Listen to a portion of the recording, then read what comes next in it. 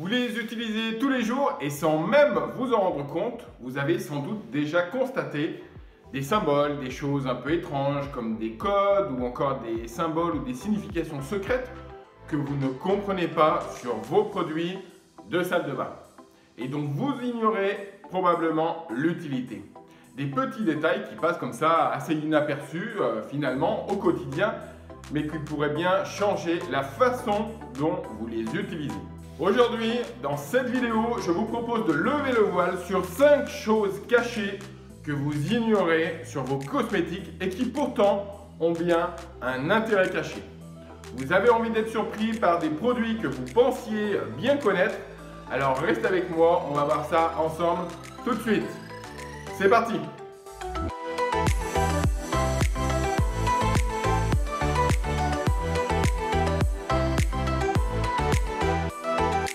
Premier élément, le carré ou le rectangle de couleur sur le bord des tubes.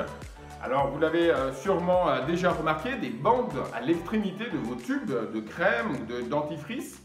Certains pensent en effet qu'il s'agit d'un code couleur secret permettant à certains laboratoires de vous cacher en quelque sorte des choses sur la composition du produit, dont seuls effectivement certains initiés pourraient en connaître la signification.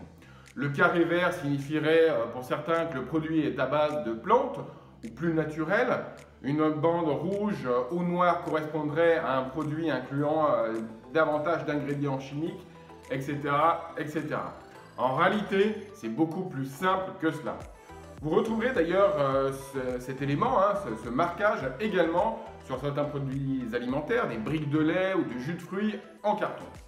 Alors ce rectangle ou ce carré est situé juste au bord du tube ou du carton justement car il s'agit d'un marquage pour faciliter en réalité la découpe durant le processus de fabrication en usine. Et oui, les emballages bruts sont conditionnés en fait en rouleau à la chaîne et la découpe se fait sur des grosses machines.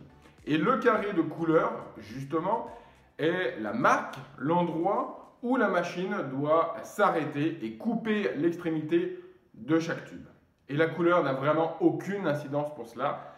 On choisit juste une couleur effectivement un peu différente ou plus foncée que le reste du packaging afin de permettre à la machine justement d'identifier sans erreur l'endroit où il faut couper le bout du tube et le sceller. Deuxième élément, les poils de couleur sur les brosses à dents. Alors vous pensez sans doute qu'il est assez logique de déposer, pourquoi pas, votre dentifrice sur toute la longueur de votre brosse à dents. Et pourtant, vous avez remarqué que sur la plupart d'entre elles, il y a des poils de couleurs différentes.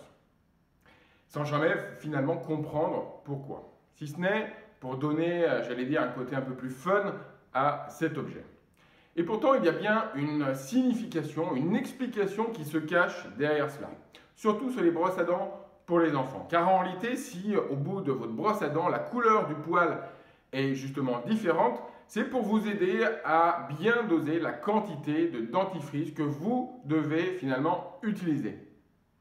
Il suffit en fait de déposer un peu de pâte sur cette surface uniquement et pas sur toute la longueur de votre brosse à dents. C'est largement suffisant et c'est même du coup ce qui est recommandé par les dentistes et les professionnels de santé. Élément numéro 3, votre crème à raser comme anti-buée. Alors dans la catégorie des produits de salle de bain que l'on peut détourner assez facilement de leur fonction initiale, j'ai désigné aujourd'hui la crème à raser.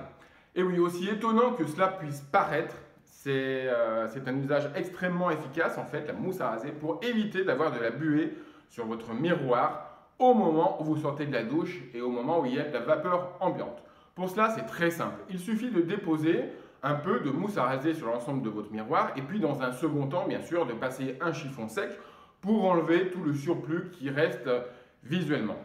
Le résultat, du coup, sera imperceptible à l'œil nu et pourtant, la prochaine fois que vous sortirez de la douche, comme par magie, vous constaterez par vous-même qu'il n'y a plus de buée sur la glace de votre salle de bain malgré la vapeur ambiante.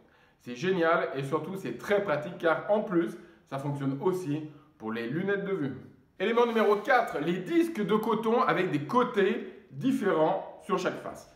Sans doute l'avez-vous déjà remarqué sur certains disques de coton, alors évidemment ça dépend les marques, il pouvait y avoir une texture différente de chaque côté. En réalité, chaque face possède dans ce cas-là sa propre fonction.